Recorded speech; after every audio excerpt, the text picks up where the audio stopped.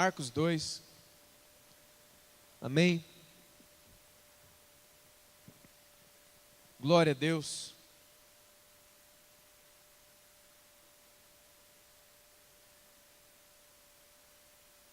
Verso de número 1.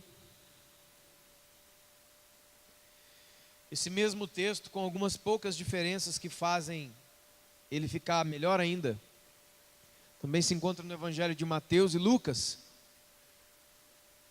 Mas hoje eu quero usar especificamente esse de Marcos. Amém? Diz que Jesus, depois de alguns dias, entrou novamente em Cafarnaum. E logo correu naquele lugar que ele estava em casa. Multidões de pessoas foram para lá. Tantas pessoas estavam lá, que até mesmo entre a porta, não era possível achar lugar.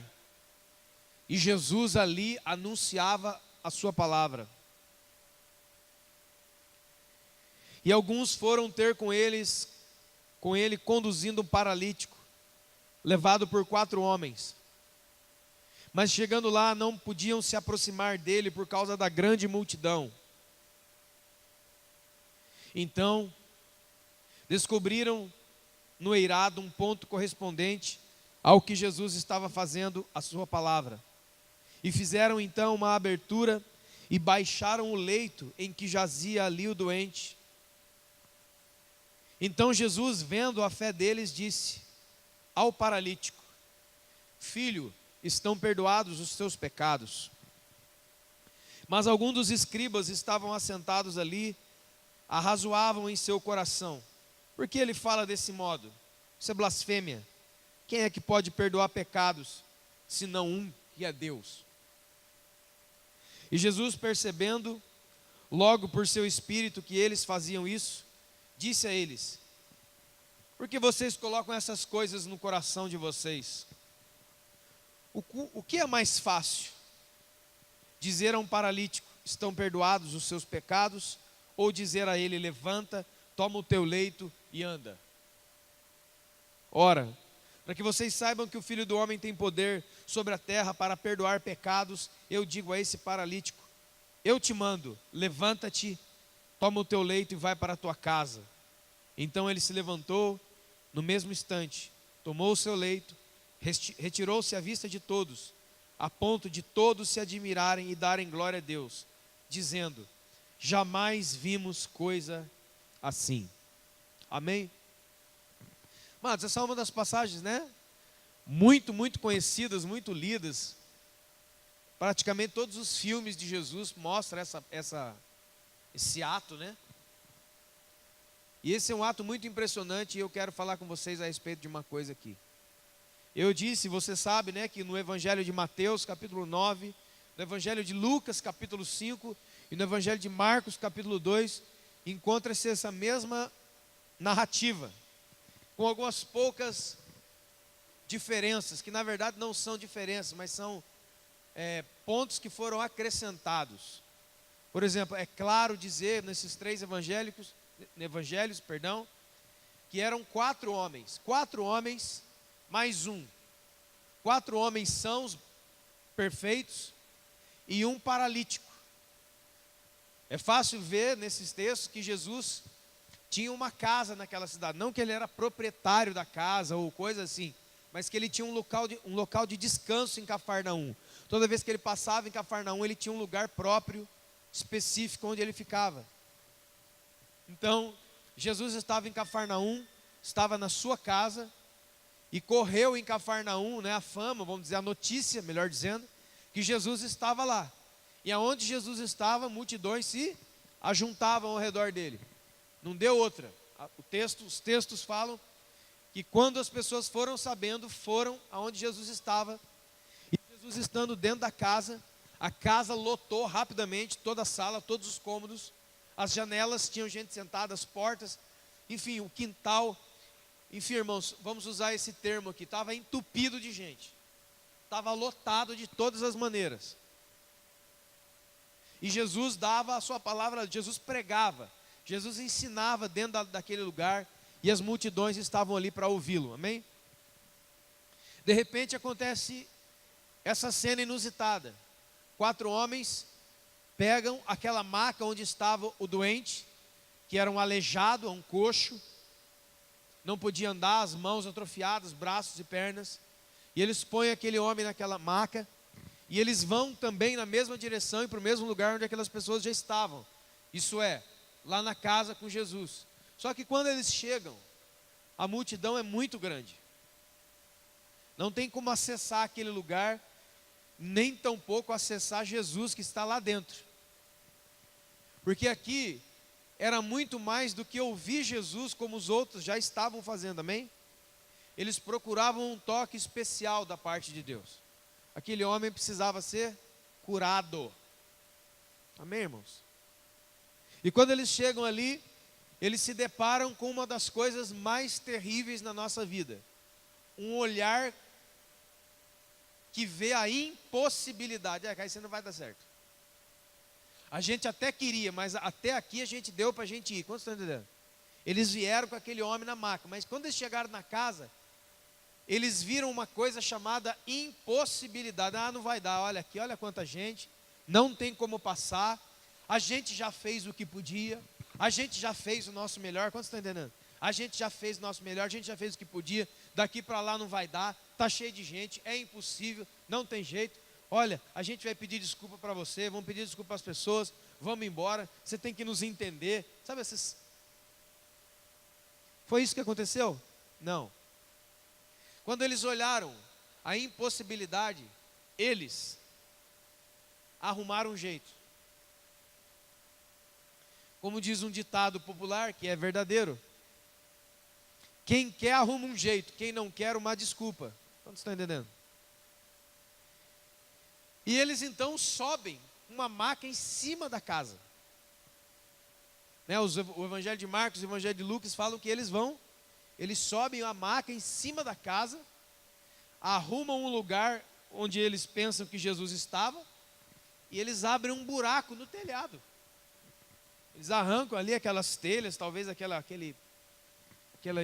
vegetação, aquela madeira, enfim, o que era aquele composto que formava aquele telhado, eles abrem, eles rasgam o telhado, penduram a maca com cordas e eles descem a maca na frente de Jesus. Deve ser uma imagem assim, fantástica. Hoje à tarde eu até estava procurando essa imagem, e eu achei um desenho de Jesus, e depois também naquele filme Jesus de Nazaré, antigo. Essa cena, Jesus dentro da casa pregando, daqui a pouco abre uma luz assim, ó. E Jesus olha para cima e vem descendo uma maca, que não um elevador, né? Na frente dele assim, ó. Eu fiquei vendo aquela cena, achei fantástico, porque ele estava pregando, as pessoas ali prestando atenção, daqui a pouco abre o telhado e descendo assim na frente dele assim, ó. Jesus com certeza ficou maravilhado com aquilo, como diz no texto. E a palavra clara diz assim, que Jesus, observando a fé deles. Deles quem? Do paralítico? Não. E se fosse do paralítico, Jesus estaria observando a fé dele. Mas está no plural, Jesus observou a fé deles. Por ter feito aquele esforço sobre-humano para que o amigo deles, não eles, mas para que uma outra pessoa, um terceiro, uma outra pessoa pudesse ser curada, beneficiada. E quando desce aquela maca ali na frente de Jesus, aquele aleijado, coxo, todo ali daquele jeito, Jesus para a pregação. E aí aqui acontece uma coisa tremenda, irmãos, que nós precisamos entender. O que é que Jesus diz para ele naquela hora?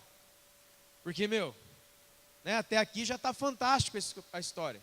E Jesus, observando a fé deles, disse para o paralítico: filho, seus pecados estão perdoados. Ué, mas peraí. Depois de um grande esforço para um homem ser curado, Jesus diz: filho, estão perdoados os seus pecados.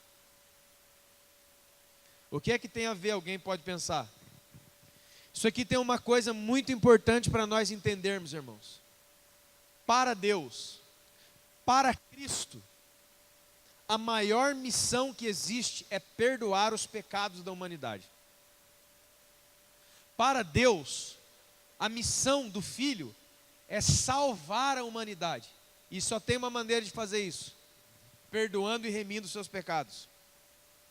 Quem desceu era um homem com preste atenção, quem desceu era um homem com uma extrema necessidade, ele era um aleijado. Mas quando Jesus viu a fé deles, disse para o paralítico: eu perdoo os seus pecados. Querido, se parasse aqui, com certeza ia gerar uma decepção no coração de muita gente. Porque, pasmem, diante das nossas necessidades corriqueiras e das nossas dificuldades corriqueiras, o que muitos estão querendo mesmo com Deus é que a necessidade e a dificuldade seja sanada. Não me importa a mim se eu tenho pecados. Não me importa a mim se eu preciso ser perdoado, se eu preciso ser lavado, se eu preciso ser remido, se eu preciso encontrar arrependimento. Não, cara, eu quero mesmo é ser curado, eu quero uma bênção, eu quero isso, eu quero que o meu pé pare de doer, a minha orelha, a ponta da minha orelha, eu quero que pare com isso, eu quero isso, eu quero aquilo. E aqui tem uma coisa muito importante, irmãos. Se nós não entendermos que muitas estruturas doentes são ou estão porque tem pecado no meio, não vai dar certo. Quantos estão entendendo? Quero que você saiba, né, as ciências humanas modernas já tem uma palavra excelente para isso, chamada psicossomático. Sabe o que é uma coisa psicossomática? É uma coisa que começa na alma e vai para o físico. E aí nós vamos lá, irmãos, vamos orar pelos doentes. E aí pessoas vêm aqui na frente, com as suas dores, com as suas coisas. E muito do que elas têm são por causa de pecados que elas têm. Por causa de coisas que elas têm na alma, no espiritual delas, e não no físico. Acontece no físico o que é desencadeado no espírito, mas muitas vezes nós, exatamente no mesmo lugar, nós estamos numa casa, Jesus está aqui, multidões estão aqui, ouvindo a palavra, chega alguém com uma extrema necessidade, para o culto, para tudo, vamos orar por ele, para que ele seja curado, e ninguém discerne, ninguém ouve a voz do Espírito dizendo por que ele está assim. Nesse texto, especificamente, não é essa a colocação, mas em tantos e tantos outros textos da Bíblia é essa a colocação. Existe uma cura que só desata quando tem um pedido de perdão, quando tem uma remissão de pecados. Por exemplo, 1 de João capítulo 1, se confessarmos a Ele quem? Jesus, os nossos pecados, Ele quem? Jesus, é fiel e justo para nos perdoar os pecados e nos purificar de toda a injustiça. Amém? Isso está certo? É lógico que está certo. Agora veja o que diz Tiago capítulo 5. Confessai os vossos pecados uns aos outros e orai uns pelos outros para serem curados ou sarados. Então, a falsa ou incompleta espiritualidade moderna, ela diz o seguinte: cara, vai pedir perdão para Deus, vai falar com Deus que está tudo certo, resolve as suas paradas com Deus, vai falar com Deus, pede perdão para Deus. Essa pessoa pede perdão para Deus, está errado isso? Não, não está errado, mas está incompleto. Porque muitas vezes vai ter que fazer uma reparação. Sabia, irmão? Você já está perdoado por Deus, mas você feriu uma pessoa. Vai ter que fazer uma reparação ali para a coisa ficar completa. Sabia disso? Porque senão a doença não sai. Que doença? Você quer ver um exemplo rápido disso? Se nós falássemos aqui, por exemplo, um exemplo bem rápido para todo mundo entender, uma doença venérea. uma doença sexualmente transmissível. A grande maioria delas são pegas do quê?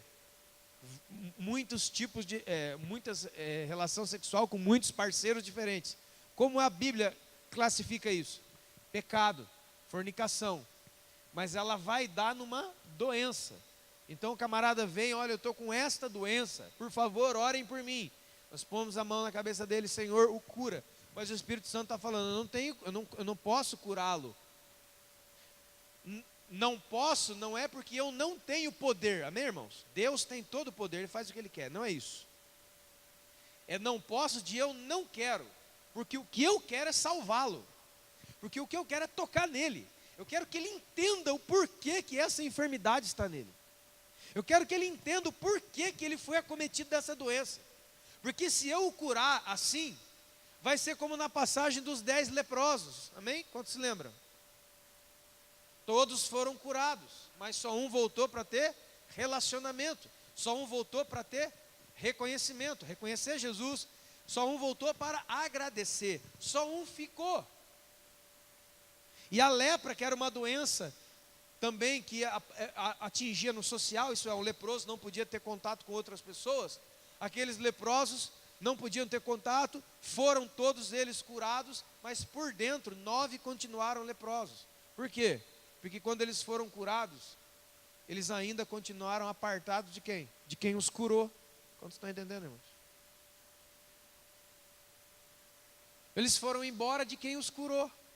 E para um somente Jesus falou, vai em paz, a sua fé te salvou. Palavra sozo, a salvação completa. Salvação da carne, da estrutura, da mente, do coração, eterna toda, salvação sozo.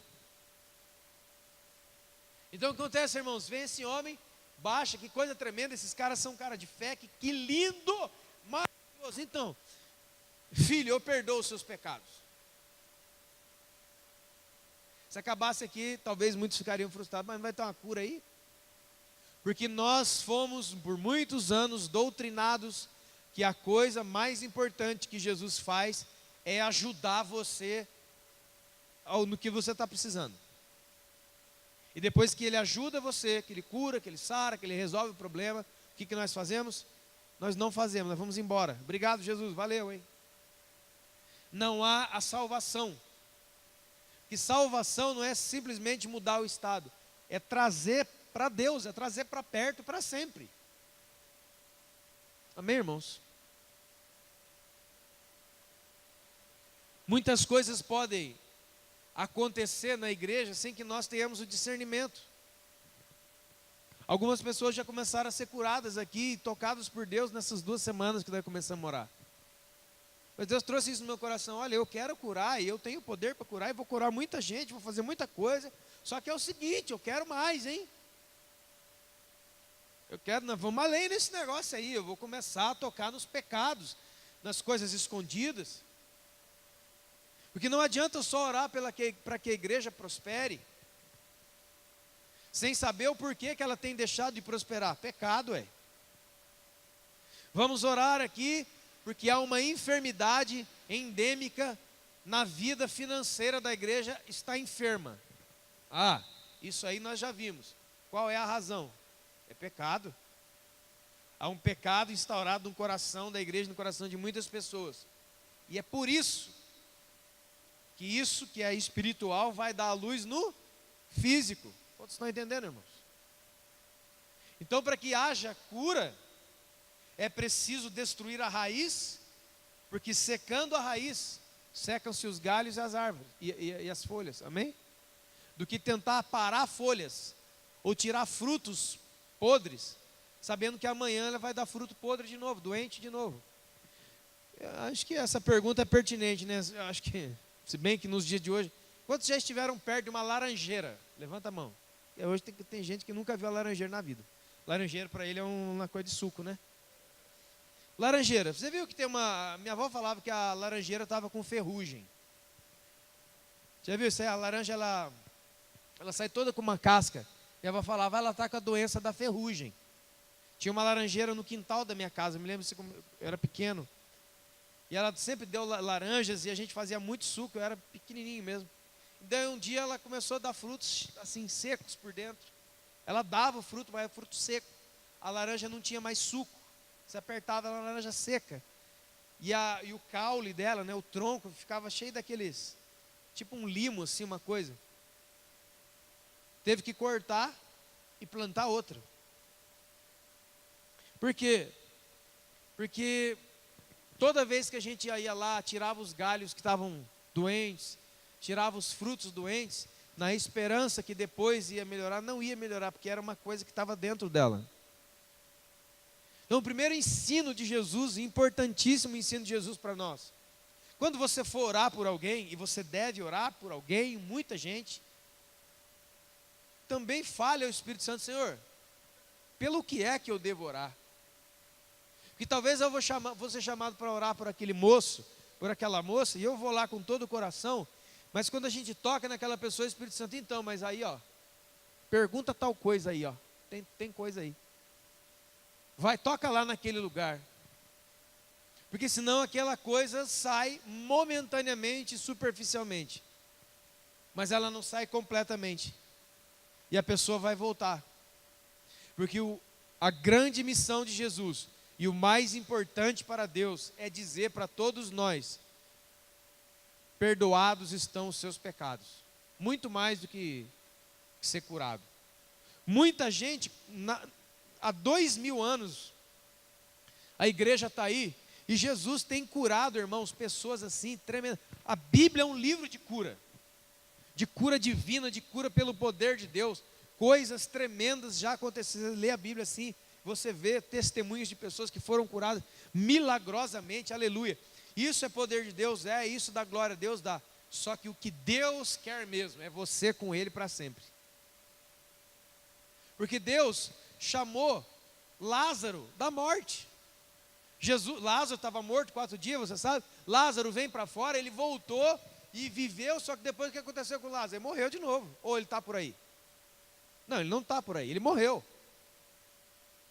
Jesus já curou de maneiras incríveis nesses 2000 anos de igreja, pessoas ao mundo todo.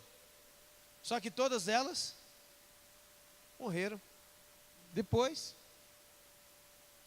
Tem um livro muito antigo, se você puder adquirir ou ler, se chama O Apóstolo da Fé, de um homem chamado Smith Wigglesworth.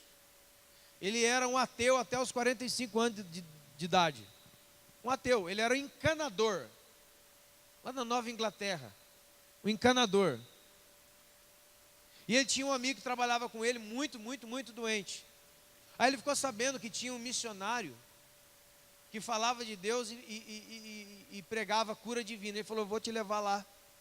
Ele era um ateu, levou o amigo dele, Jesus curou o amigo dele. E ele sabe o que aconteceu com ele, irmão? Continuou ateu. E aí ele começou a chamar pessoas na sua cidade para levar lá para o homem orar. E sabe o que Deus fazia? Curava as pessoas. E ele continuou ateu. Chegou uma época, irmãos, diz na sua biografia, que ele chegou a alugar um daqueles tipo micro-ônibus e levar um monte de doente, o homem curar, porque ele tinha um bom coração.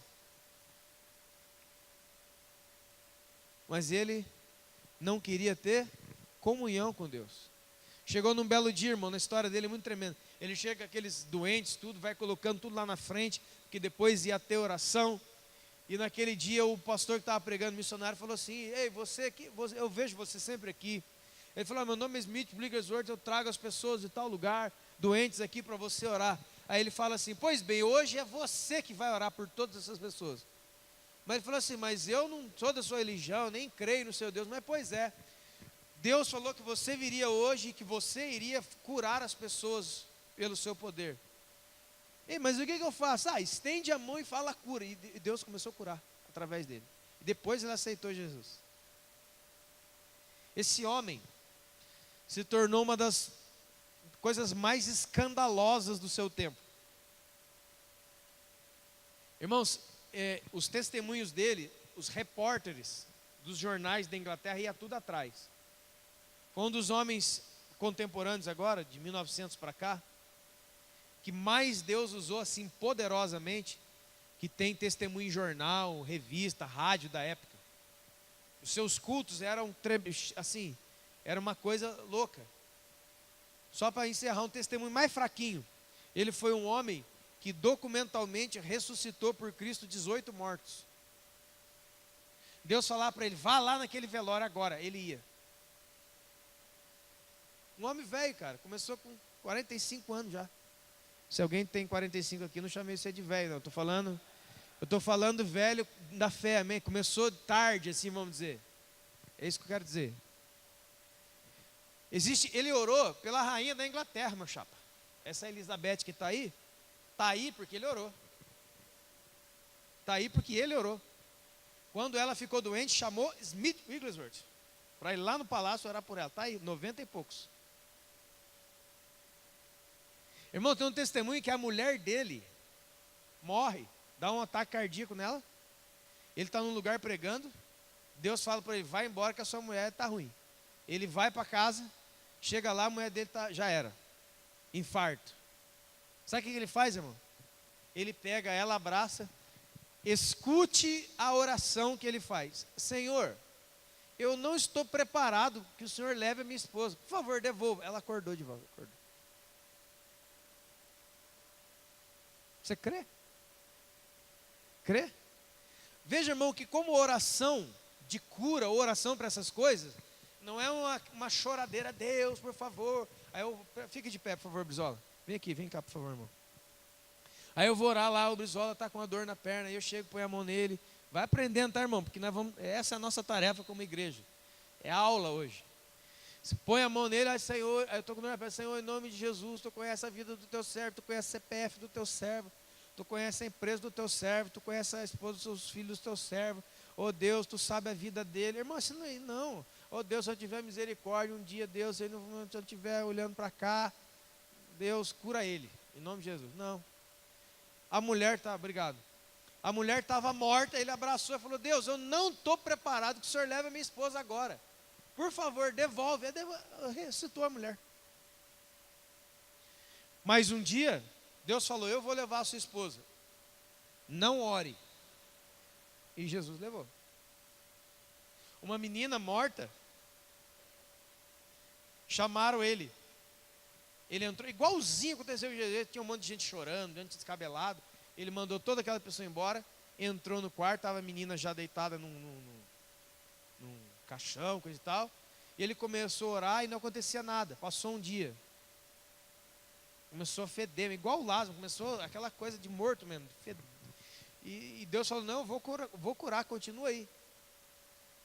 Chegaram a chamar a polícia para prender ele como charlatão nesse dia. A polícia chegou lá embaixo, ele escutou a sirene, né, lógico. E aí sabe o que acontece, irmão? Ele fala assim, Deus, você não falou que ia curar essa menina aqui? Os caras vão me prender aí como charlatão, chamaram a polícia. Aí Deus falou assim, põe ela de pé. Irmão, isso é documento, não é historinha não, da Monteiro Lobato, Satanás, não, aquela coisa. É mais cuca, saci, não, essa coisa do diabo, não. Ele catou a menina pelo colarinho da roupa, ergueu do caixão, escute, e socou na parede, fez assim, ó. E falou, anda agora em nome de Jesus. Ela abriu o olho. A hora que abriu o olho, ela começou a andar. Aí Deus falou, fala para ela correr. A hora que ele abriu a porta, todo mundo que estava do outro lado já caiu tudo pelo poder dela. Ela desceu a escada, os polícias foram entrar para prender, já caíram tudo no poder dela. Irmão, sabe como é que esse homem morreu? Doente. Do século passado, um dos homens assim mais fantásticos na presença de Deus que já houveram, Smith Wigglesworth, o apóstolo da fé, um cara que Deus usava com cura assim, irmão, mas uma coisa assim extraordinária. Teve um dia que Deus falou assim, agora eu vou levar você. E ele foi estender a mão para alguém, sabe o que aconteceu? Não aconteceu mais. Ele ficou doente e morreu. Isso aí não tem nada a ver com... 2 Timóteo capítulo 4. Paulo morre sozinho, velho, quase cego, doente. É prescindível que nós entendamos que Jesus quer curar as pessoas. E a sua igreja é o seu instrumento para isso. Por isso, nós como igreja de Cristo Jesus, não podemos aceitar que um monte de gente aqui entre doente e saia mais doente que entrou. Mas nós precisamos ter no nosso coração que o mais que Deus quer é que a pessoa seja salva, que os seus pecados sejam perdoados. Amém? Esse é número 1. Número 2, esses 4 caras aqui, a Bíblia não fala o nome deles, mas esses caras aqui tem algo para ensinar para a gente, irmão. Primeiro, eles eram 4 homens saudáveis.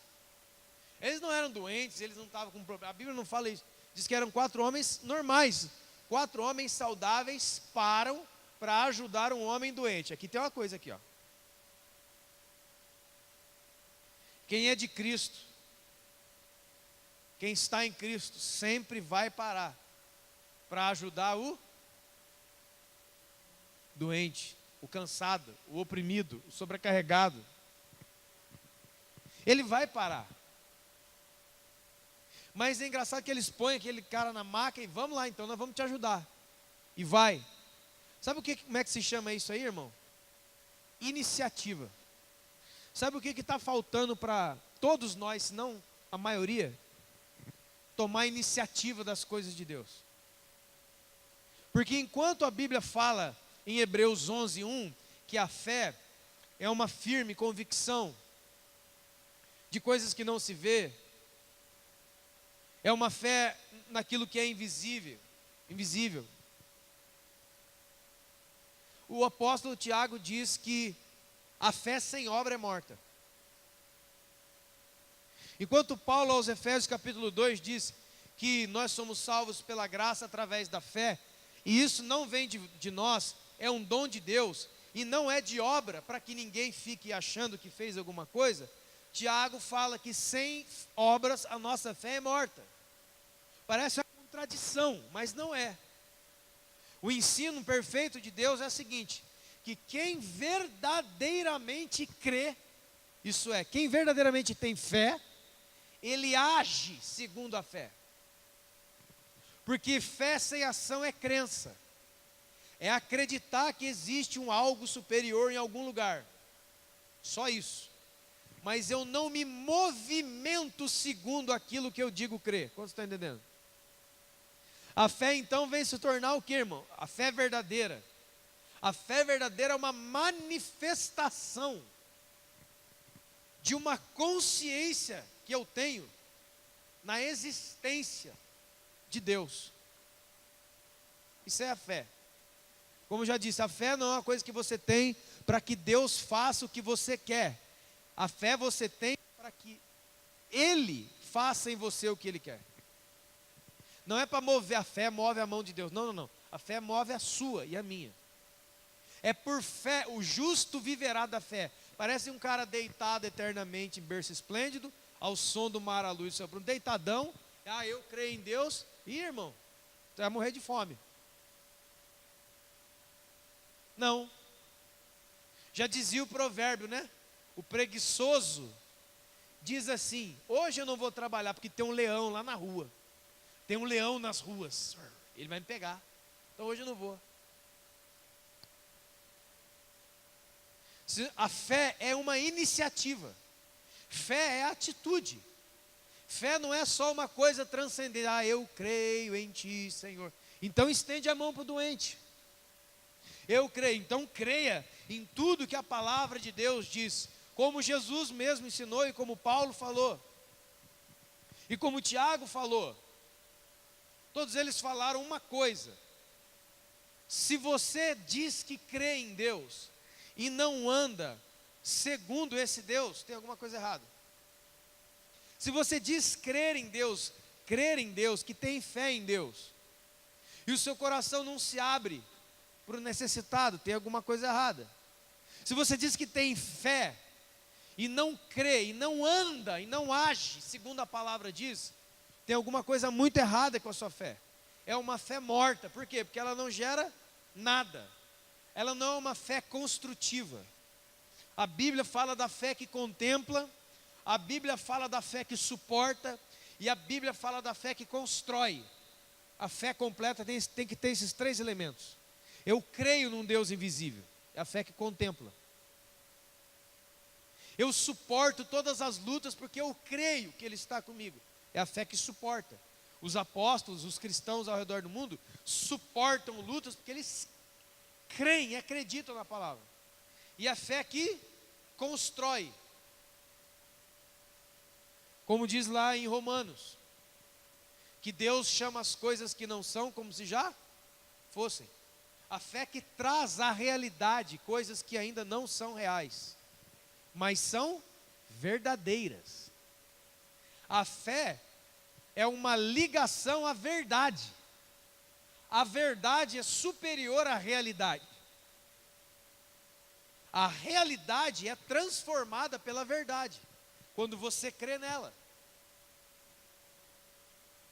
Por exemplo, aquele que der um copo de água fria a um dos meus pequeninos, tem galardão. Por que nós não fazemos isso?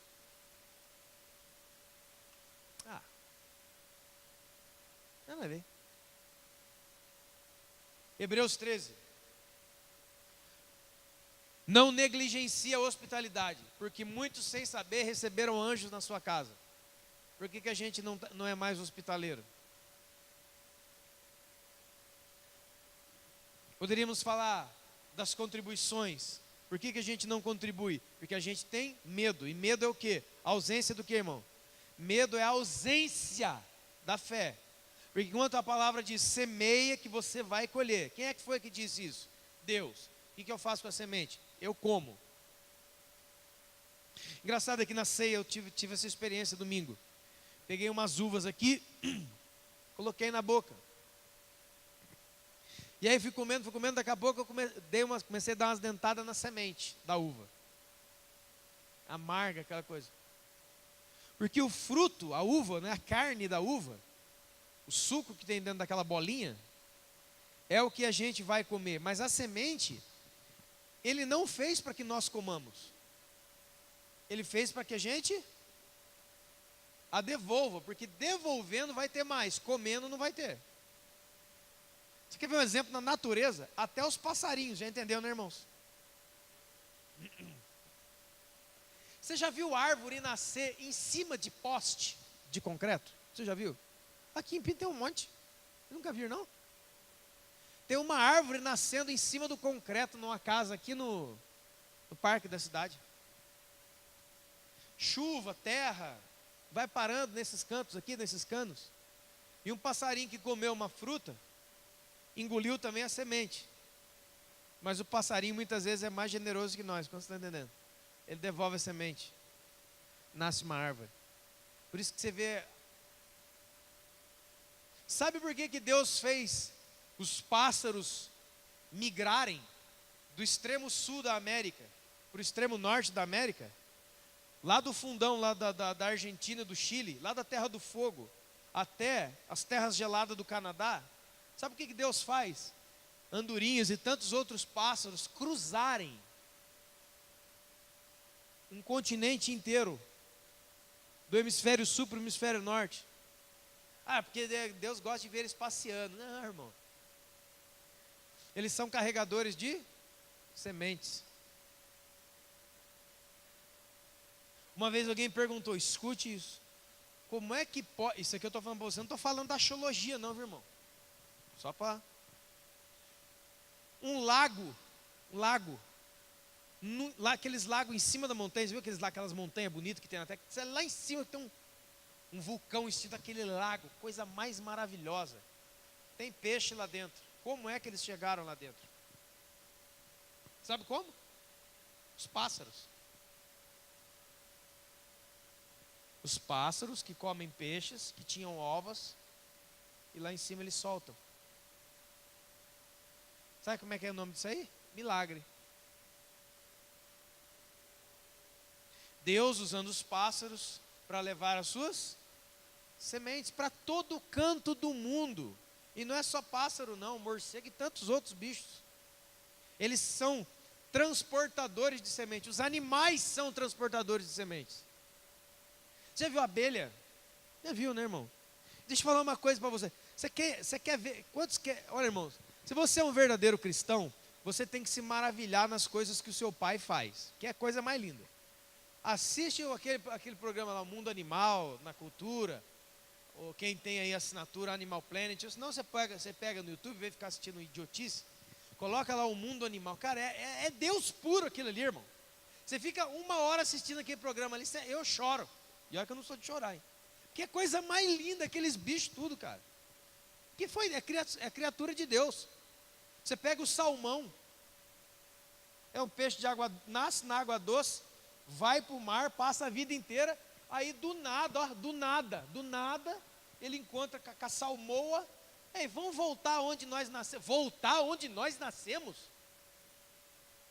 Irmão, você vai uma vez em São Paulo, vem para Pinto, você não sabe voltar mais. Parecia aquele dia que não... Parecia uns irmãos que quer ser guia lá para São Paulo, para o Braz, vai parar em cada lugar, né? Mas não vou nem falar desses irmãos. Tem gente aqui hoje, não, eu vou levar você lá no Braz, irmão. Mas deu um tour em São Paulo que ninguém sabe onde que vem. A gente não tem memória para isso, mas o salmão, ele sobe as corredeiras do rio, e pode ter cachoeira, essa cachoeira não dá para subir. Aí os peixes chegam, ih, rapaz, essa daí é grandona, essa daí, ó, bora, vamos. É assim que acontece? Eles voam, eles saltam, muitos morrem. Mas daqueles muitos que morrem pelo caminho, tem um outro ditado aqui que é real. É melhor morrer tentando do que morrer porque não tentou. E ele se arrebenta aquelas pedras, mano, chega lá em cima todo dilacerado, uma água calma, tranquila, e ali eles têm a desova, tem a fertilização dos ovos, eles morrem, e daqui a pouco aqueles ovos eclodem, e eles descem as corredeiras dos rios, vão para o mar, passa a vida inteira, e daqui a pouco, depois de uns anos, vão voltar para casa. Cara, isso aí é milagre, não tem como, irmão, nem a gente não consegue fazer isso. Você vai com GPS em algum lugar, ele manda você em cada lugar aí, rapaz. Agora o peixe carrega a semente, o pássaro carrega, todos os bichos carregam, eles povoam a terra, eles fazem o ir e vir das coisas que Deus quer criar. Chega a semente na nossa mão, o que a gente faz? A gente estoura ela no dente. Igualzinho eu e as uvas aqui domingo, comendo uva, tá. Vocês estão entendendo?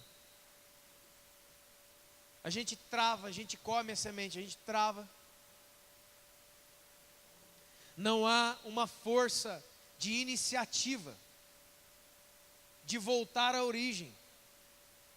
Deus é tão tremendo, irmão, o livro de Provérbios é tão tremendo. Para você que acha que sabe alguma coisa, vem Deus, o Espírito Santo, fala para o Salomão, o homem sábio: ô Salomão, você que é o sábio? Sou eu mesmo. Então tá o seguinte, vai aprender com as formigas, vai. Irmão, onde você já viu um ser humano, não sei quantas faculdades, carro do ano, casa, para na frente de um formigueiro e gasta lá 1 hora por dia para você aprender alguma coisa? Foi isso que Deus disse para Salomão.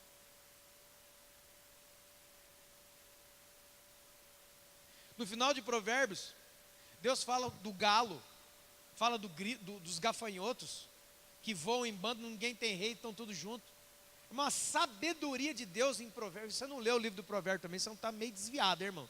Vai ler essa Bíblia aí. Por isso que tem esses caboclos estranhos aí que diz que é da igreja, que não sabe nada. Vai ler a Bíblia. Leia o livro de Provérbios. Irmão, Provérbio é a sabedoria do Espírito Santo. Livro de Provérbios tem tudo sobre a sua vida. Se está com alguma dúvida de alguma coisa, como que eu faço? Hein, Cris, o que será que você acha que eu faço? Vai ler o livro de Provérbios, tem a resposta lá, te garanto. Mas o poder de iniciativa desses 4 homens é tremendo. Eles são igual aos peixes. Eles vieram com uma semente, que era aquele homem. Já vou te explicar porque aquele homem era uma semente. Que ia acontecer aonde? Ali, ó. Deram de encontro com a cachoeira, cheia de gente, ó, telhado. Nós vamos ter que subir isso aí. Fizeram igual o salmão. Esses irmãos aqui podem ser os 4 salmões de Deus. Eles deram com o telhado da casa, subiram o telhado, cara, com o cara na maca. Rasgaram o telhado e desceram. E Jesus falou assim, para aí, gente, olha o que esses caras, olha a fé deles, a fé deles. Isso diz o que para nós? A verdadeira fé se movimenta. A verdadeira fé cria e ela anda, ela dá passos para frente. Ah, eu acredito em Deus. Quando Deus quiser, se Deus quiser, irmão. Vê um doente que se Deus quiser. Vê um se Deus quiser. Você não é filho de Deus? Então, meu irmão, eu acredito que Deus queira. Ah, mas Deus não cura todas as pessoas. Que Ele não cura todas as pessoas. Concordo. Mas alguma coisa Ele vai fazer com aquela pessoa. Eu te garanto. Aqueles caras estavam carregando uma semente. Desceram a semente e colocaram na frente da água viva. A água viva falou o seguinte: perdoados estão os seus pecados. Jesus dá o que é primeiro. Os religiosos já ficam esquentadinhos. Que não pode perdoar pecado. E aí o milagre acontece. O que ele queria. Que é tremendo esse diálogo. E Jesus, conhecendo o coração deles, pergunta para eles assim: olha, por que vocês estão com essas coisas no seu coração? E aqui tem um ensino tremendo, irmão. Deixa eu falar uma coisa para você. Isso aqui você nunca escutou ainda. Isso aqui é coisa tremenda, hein? Essa frase você nunca ouviu na sua vida. Deus é Deus. Essa semana fazer um adesivo para Deus é Deus. Sabe o que significa isso? Como Deus quiser fazer, Ele vai fazer. Era que nem aquele cego, Bartimeu: Senhor, filho de Davi, tem misericórdia de mim. Jesus parou, a turma, os discípulos sempre atrapalhando, querendo que ele calasse a boca. Estão entendendo, irmão? Os discípulos sempre querendo atrapalhar Jesus. Onde é que você já está vendo isso aí? Vem as crianças, os discípulos não deixam. Vem os cegos, tomando ele calar a boca. O que você quer que eu te faça? Ao Bartimeu: eu quero ver. Então veja agora. Ele começou a ver e seguiu Jesus pelo caminho, lembra? E o cego lá? E o outro cego? Jesus, eu quero ver. Ah, é? Então tá bom. São das passagens mais estranhas. Essas passagens da Bíblia que é estranha, mas é para pegar os evangélicos religiosos que acham que Deus só faz as coisas do jeito que Ele acha que tem que fazer. O mesmo Jesus fazia assim, ó: quem quer ver aqui, levanta a mão. Pronto. Chega assim: você quer ver? Espera aí. Enche o peitão, dá um cuspe no chão. Olha que coisa nojenta. Isso é nojento. Você iria num culto de cura aqui na Petra hoje. Aí vem os pastores, começam a cuspir no chão, passar o dedo, passar a sua cara. Você sai daqui e processa a gente. Que igreja nojenta, gente, bando de gente nojenta, asquerosa. Pois é, mas Jesus fez isso aí, ou não? Cuspiu no chão e a nojeira não para. A nojeira não para. Tacou a mão lá, fez um lodo, um barro. Irmão, quantos já cuspiram na terra? Cuspiram, perdão. Quantos já cuspiram na terra aqui? Ninguém? Vocês são o que vocês são? São monstros? Vocês são bichos? Cuspiu, já cuspiu. Irmão, para você fazer barro com cuspe, ou você tem uma caixa torácica desse tamanho, igual a do Paulão, assim, que dali deve sair muita coisa, ou você tem que ficar ali. Fez um barro. Aí a nojeira não acaba. Ele tacou a mão, trouxe na mão e tacou no olho do cara cego. Ah, irmão, fariseu do lado, ai, morde, ai, ai, ai. Além de Satanás, além de Zebu, ainda é porco. Você não é espírito de Deus, você é espírito de porco. Você concorda comigo? É espírito de... Olha, vamos contar para o Anás, vamos contar para o Caifás. Aí, ó, tá vendo? Fala que é filho de Deus, é um porco nojento. Fazendo uma coisa dessa com esse rapaz, brincando com você. Vai, não acaba, irmão. Ele foi curado nessa hora? Não foi curado. Aí você para, irmão, o que Jesus está fazendo? Hoje a gente tem discernimento, mas se você estivesse lá na turma de Jesus, eu ia ficar assim: meu Deus, o que esse homem está fazendo? Eu ia ficar encucado. Aí Jesus: tá vendo? Não, então você vai lá no tanque e lava o olho. Aí ele foi lá e lavou o olho. Voltou, sabe o que aconteceu, irmão? Não aconteceu. Abre o olho aí. Ele falou: você está vendo bem? Não, eu estou vendo tudo embaçado. É como se as pessoas fossem árvores diante de mim. Volta lá e lava de novo. Mas por que Jesus não falou assim, ó, veja? Por quê? Sabe por quê? Por causa de mim e de você, sabia disso? Porque ali, ele se demorou com aquele homem, não porque ele não tinha poder, mas que ele sabia que nós chegaríamos muitos anos depois, nós que estamos aqui, e precisaríamos muito mais do que ler na Bíblia um Deus que cura e faz milagre, mas entender a vontade e os mecanismos de Deus dentro das curas. Vocês estão entendendo? Amém? Mas olha, eles subiram, desceram, olha a fé deles, a iniciativa deles.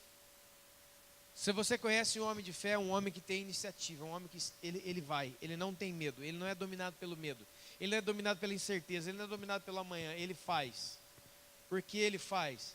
Porque a fé é uma atitude. A fé é uma atitude que expressa um conhecimento. Que conhecimento? Eu sei quem prometeu, eu sei quem disse, eu sei quem deu a palavra.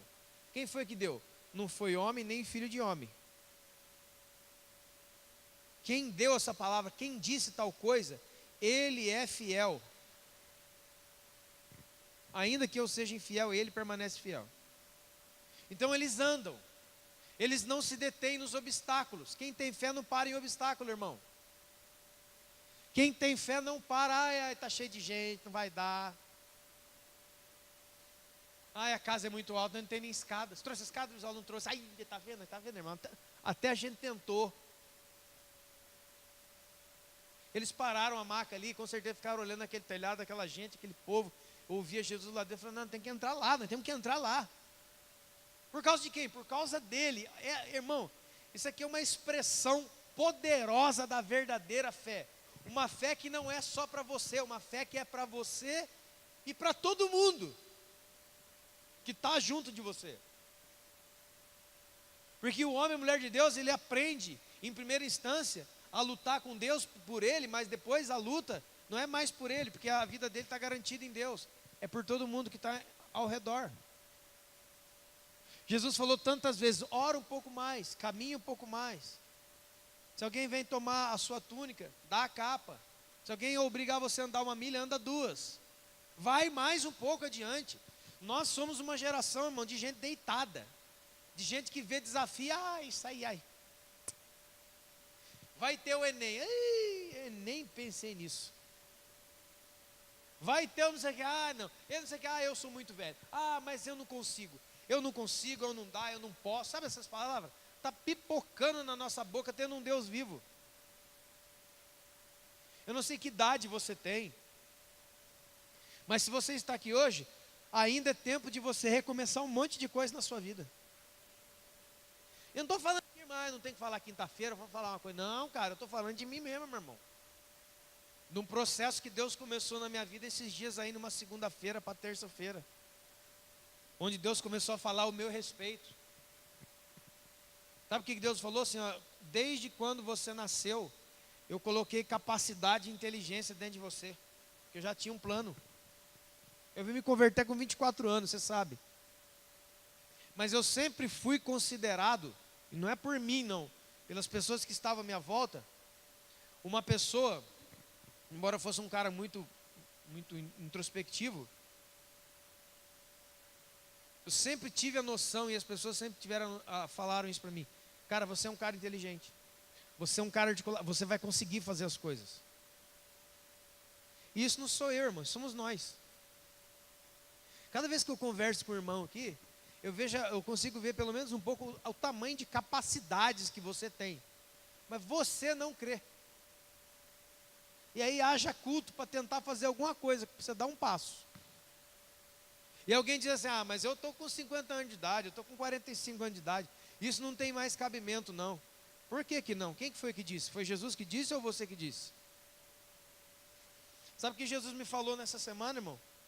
Em 2017 eu quero ver você na escola de novo. Eu vou ter que voltar para a escola. E eu vou te dar um conselho em nome de Jesus, você que está aqui. Volte para a escola. Sabe por quê, irmão? Porque você foi colocado em você por Deus sabedoria do céu. E se você ainda não sabe, a escola, a faculdade, a escola em geral, ela é um dos maiores campos missionários que existem. A gente quer ir lá para a África, quer ir lá para o Katmandu, no Nepal, quer ir lá para a Lua, para Marte. Você pode entrar num curso, numa escola, e ganhar a sala inteira para Jesus. Ah, mas isso aí, você tem que pensar como os 4 homens. Eles estavam muito bem, mas eu estou muito bem aqui. Eu não estou aleijado, eu estou com Deus, aleluia. Vai ter um monte de gente que está aleijado. Então, a sua fé tem que ir na direção deles. Jesus falou, volte para a escola. Eu vou ganhar alma lá, irmão. Vou brigar com os professores, vou arrumar treta. Primeiro que fala, Deus não existe. Isso aí vou acabar com a raça dele. Vou destruir ele. O argumento é lógico. Esquece, irmão. O professor de filosofia de segundo, não vai dar não, porque eu vou para brigar mesmo, vou preparada. Para arrumar a treta. Porque lá está cheio de crente desviado, sabia? Sabia que a grande maioria dos crentes evangélicos, quando entra na faculdade, desvia? Sabe por que ele desvia? Porque ele passou o tempo aqui como um turista. Ele não orava nada, ele não lia a Bíblia, ele não era de verdade um crente, ele era um espectador de cultos. Quando ele chega na faculdade, o cara fala assim, qualquer coisinha de filosofia ele já amolece. Ai, orem por mim. Deixa eu ver assim, orem por mim. Eu estou falando disso, irmão. Quanta gente já falei. Por que, irmão? O que aconteceu? Ai, tem um professor que está falando umas coisas. Está confundindo a minha cabeça. É lógico. É lógico que está confundindo a sua cabeça. Você passou aqui como um turista. Agora a palavra de Deus é: quem crê no Senhor não será confundido. Ai, junta a classe dos professores inteira, que não vai. Eu só vou caça do salmão, pronto. Só vou com a do salmão. E o Brizola vai com a do passarinho. Pronto, acabou. Iniciativa, irmãos. Vamos adiante. Volte a sonhar outras coisas. Deus tem aberto tantas portas para mim nessa semana, de coisas que eu nunca fiz na minha vida. E nunca pensei que faria. Deus falou, eu quero que você faça agora. Sabe qual foi a minha primeira palavra, irmão? Ah, Deus, mas eu nunca fiz isso. Isso não é para mim, não. Parece ser, né, irmão? Aí eu vim com a coisa mais sem fé. Então me confirma. Isso aqui sou eu, irmão.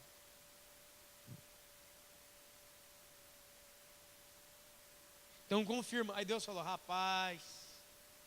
Não, Senhor, confirma para mim, por favor. Sabe o que Deus fez, irmão? Confirmou. Ela confirmou.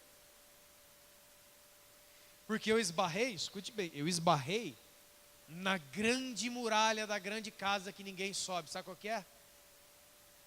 Grana. A grande maioria de nós aqui tem sonhos, projetos e realizações, mas qual que é a desculpa? Não tem grana, cara. Eu também, irmão, esbarrei nessa. Mas eu não tenho grana.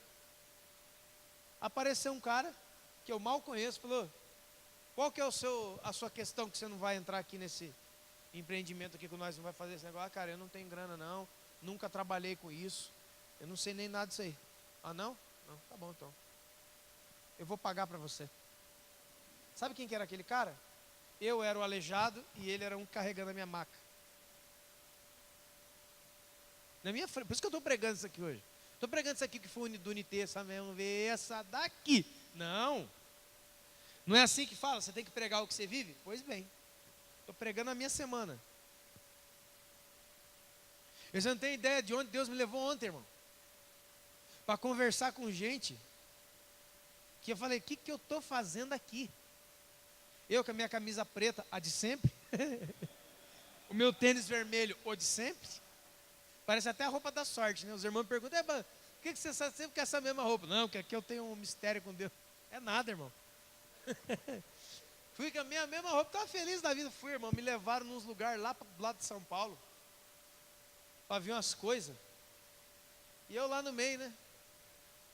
Aí um cara chegou e falou assim, olha, se você comprar um caminhão de... eu te dou uma Harley Davidson, o cara falou para mim. E eu fiquei pensando, Deus, o que eu estou fazendo aqui, Deus? Esses caras estão falando, eu não estou entendendo nada. Irmão, eu estou falando para você da janela de uma semana, onde eu estava parado, vivendo as guerras, essas guerras da igreja aí que você já sabe qual que é, essa luta que a gente já está, daqui a pouco nós vamos entrar nesse ferro aí, lá não sei o que da conta, ai meu Deus. Aí Deus falou, rapaz, tira sua mente do problema, cara. Olhe para mim, eu vou abrir a janela para você. Mas Deus, está muito alta essa janela aí. Me dá um sinal. Pum, primeiro sinal. 2, eu nem pedi o 2, já abriu. 3, já abriu o outro lado. 4, já... Não, tem tanta janela aberta que parece que eu estou trabalhando em loja de material de construção. Um monte de janela. E agora mesmo que eu estou falando para você, tem um sentimento dentro de mim, mas você não sabe mexer com isso. Você não sabe mexer com esses produtos, você não sabe mexer com essa coisa. Isso aí está dentro de mim, eu estou lutando. Então, quando eu estou pregando aqui, eu estou lutando na minha mente. Não está entendendo? Não é assim a nossa vida, irmão? Quantas coisas Deus falou para você e você, mas não dá. Não tem como. Não tem jeito. Não tem como. Eu vi uma coisa. Os maiores empreendedores e os caras que detêm mais poder no mundo são pessoas que arriscam. Sabe o presidente dos Estados Unidos agora, o novo, o Donald Trump? Ele já faliu 5 vezes. Você pega a história dos grandes gênios. Eles faliram e quebraram um monte de vezes. E eles não têm Deus. A grande maioria é ateu. A pergunta é, por que é que eles continuam? Por que o fundador desse negocinho aqui, era um cara tão genial? Tem 2 filmes, 3 filmes sobre ele, livros sobre ele. Steve Jobs morreu alguns anos atrás. Você vai ver o filme de Steve Jobs, é incrível. Ele começou numa garagem, igual um outro cara também, um pobrezinho, o tal do Bill Gates. Caras que não têm Deus, não acreditam em Deus, irmão. Não estão nem aí com Deus. E a gente lendo essa palavra, falando com o Espírito Santo, Deus dentro de nós dentro de Deus, a gente não consegue dar um passo na esquina, cara. A gente não consegue orar por um doente, a gente está com medo. Vem um irmão que está passando mal, ele vai embora passando mais mal, ele tem que ir embora do culto porque está passando mal.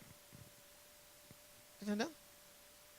E tem uma cachoeira de cura aqui com uma rolha. Sabe quem que é a rolha? Somos nós. Porque a gente tem medo se ele vai ser curado ou não. E Deus me falou, sabe por que as pessoas têm medo de orar, por exemplo, por cura? Porque eles têm medo de queimar a cara deles, se a pessoa vai ser curada ou não. Não tem nada a ver comigo. É autopreservação. Não tem nada a ver com Deus. Alguém pensa, não, eu não quero envergonhar o nome do Senhor. Não, eu não quero envergonhar o meu nome. Eu não quero que Deus envergonhe o meu nome, que vai que eu oro, ele não cura. Está entendendo, irmão? Como é que a gente está ruim? Aí o Bill Gates, sabe qual é a frase que ele falou? Uma das tantas.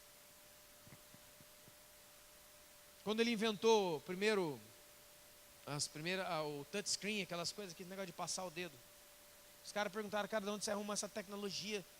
Eu olhei para uma criança e eu vi que a criança, as primeiras coisas que ela faz é estender o dedo e passar a mão em tudo. Então eu fiz uma tela que você passa a mão, ela mexe. Pronto. E ele falou essa frase: as pessoas não sabem o que querem, até eu dizer para elas o que elas querem. Por que Bill Gates encontrou isso? Porque ele encontrou um mundo de pessoas adultas que são infantis, de pessoas adultas que não têm iniciativa. Sabe por que a maioria da riqueza está na mão de algumas pessoas? Porque elas têm iniciativa. E nós, sendo filho do Criador, não temos nem talvez criatividade.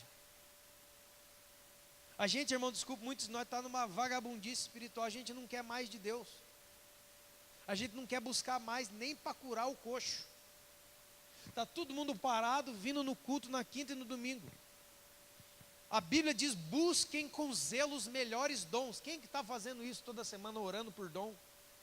Mas para que se ora por dom? Porque tem gente doente. Que você pode curar um cara de AIDS. Que Deus pode fazer maravilhas. Está cheio de... O mundo é o paralítico. E nós temos que ser os 4 que carregam o paralítico.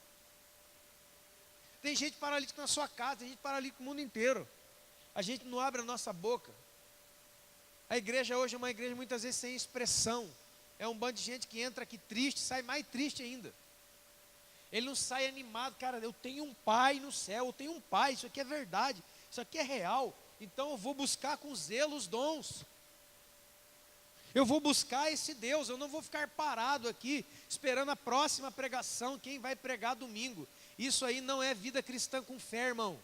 Você sai desse culto aqui, você vai para sua casa e vai ler a Bíblia, vai ter com Deus, vai buscar, vai perguntar para Deus onde você está errando, o que você tem que fazer. Porque eu estou fazendo isso aí. E Deus está abrindo umas portas malucas para mim aí, irmão. E mesmo que algo que dê errado, pelo menos eu vou falar, Deus, eu fui, eu criei. E se deu errado é por causa de mim, não foi por causa do Senhor, mas eu tô aqui, ó. Deus me deu inteligência. Aqui, irmão, nós temos tantas pessoas inteligentes aqui. Todo mundo aqui. Porque inteligência não é quem sabe fazer matemática e português. Não, irmão. Inteligência é uma dotação espiritual de Deus. Eu podia falar aqui, não está aqui, né? Mas a esposa do Wellington, a Elaine, veio lá do Rio de Janeiro. Chegou aqui mais perdido, segue em tiroteio, não tinha ninguém, fugiu lá. Caiu na mão daquele maluco lá, caiu de bicicleta, quebrou o dente, ficou tudo arrebentado. O menino não tinha dinheiro, tinha nada. Nunca mexeu com nada. Começou a orar, Deus falou, eu vou falar para você construir coisas. Aí começou a construir um móvel, outro móvel, você nunca pegou na madeira na vida. Parece Bezalel e Aholiabe, os construtores do tabernáculo. A unção de Deus veio sobre eles, eles tiveram inteligência e começaram a construir o tabernáculo. Você acha que a unção de Deus não pode nos ajudar a construir coisas tremendas? Eu quero dizer uma coisa para você, irmão. Você está numa igreja que não vai parar diante da cachoeira. Você está num lugar e você está diante de uma pessoa, você está diante de Deus, que eu não vou parar porque eu vi o telhado grande, eu vou subir esse telhado. E se tiver homem e mulher de Deus aqui, pega no outro canto da máquina e vamos subir esse telhado aí.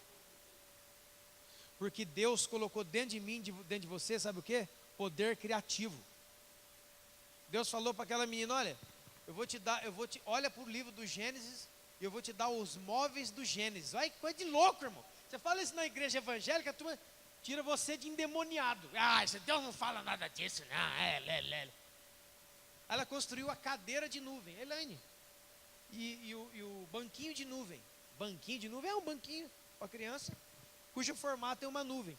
Está vendendo até para o Peru, está vendendo para o Canadá, está vendendo para o mundo inteiro. Sabe onde é que eles estão hoje?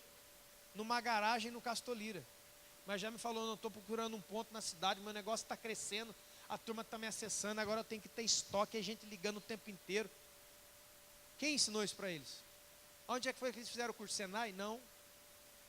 Sabe o que eles fizeram, irmão? Eu sei do que eu estou falando, eu conheço essa gente. Eles oraram. Eles falaram, Deus, não estou sem grana. Deus, não temos dinheiro. Nós estamos vivendo aqui da custa da minha mãe. Senhor, ajuda a gente. Deus falou, então tá bom. Mas nada caiu do céu.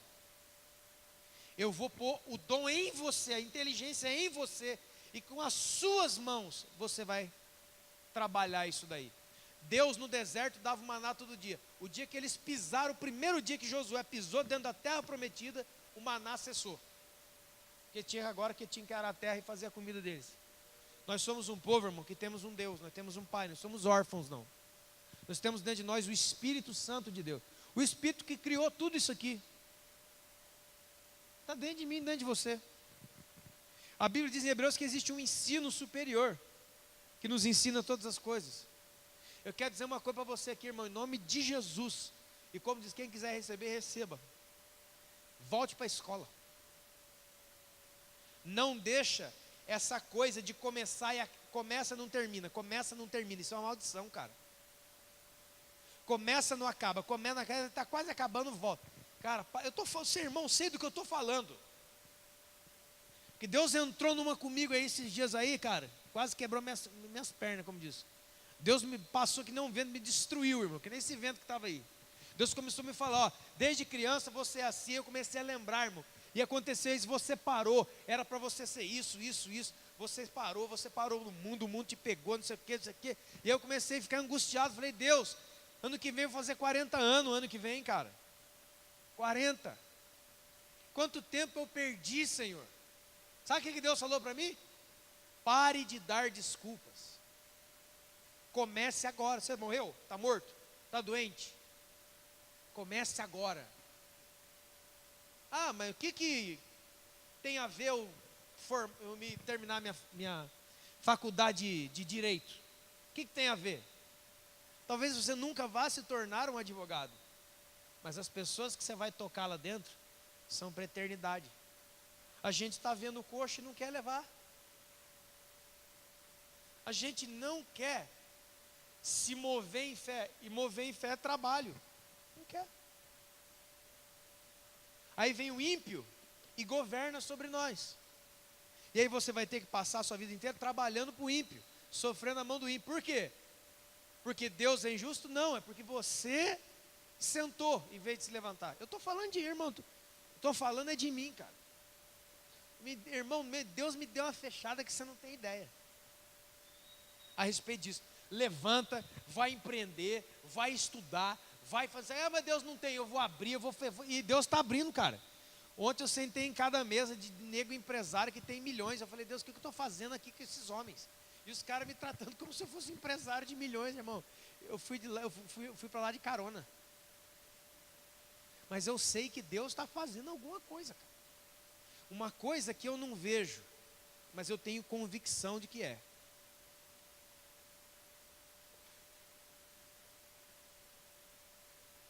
E essa palavra é para você. Você que veio aqui hoje, talvez, vamos lá ouvir uma palavra. É essa. Você pega a história, irmão, pega a história da Cacau Show. Você a história da Cacau Show? Era a mulher que fazia bombom em casa. Era um cara, o marido e a esposa, que fazia bombom em casa para vender na rua, porque não tinha dinheiro. O negócio ficou tão gostoso, outro comprou, outro comprou, outro comprou, outro comprou. Hoje é uma das franquias que mais dá dinheiro no Brasil, a Cacau Show. Você já comprou lá chocolate. Veja como é que é a história das grandes empresas. Tudo começou com um cara. As grandes revoluções começaram com um cara só. A grande maioria deles ateu, irmão, ateu, não crê em Deus, não tem compromisso com Deus, não tem nada. Eu não sei você, eu quero crer que você vai recomeçar e vai começar coisas, e Deus vai começar coisas na sua vida. Mas você tem que largar o medo. Quem tem medo não tem fé. Porque a fé, ela destrói todo o medo. Ela te põe para frente, ela não te põe para baixo. Você vê a dificuldade nessa casa, esse cara está morto, esse cara é aleijado, esse cara está pesado, esse cara está fedido, está cheio de gente aqui, não vai dar para a gente passar. Olha, Senhor, você me desculpa, a gente trouxe você até aqui na porta, olha, a gente fez o que a gente podia. E Jesus diria para ele, não, vocês não fizeram o que vocês podiam não, porque vocês podem subir em cima desse telhado aí. É você, irmão. E sou eu. Eu tenho entrado de cabeça em algumas coisas que é só pela fé, irmão. Só pela fé. Mas o justo fica de pé em nome de Jesus.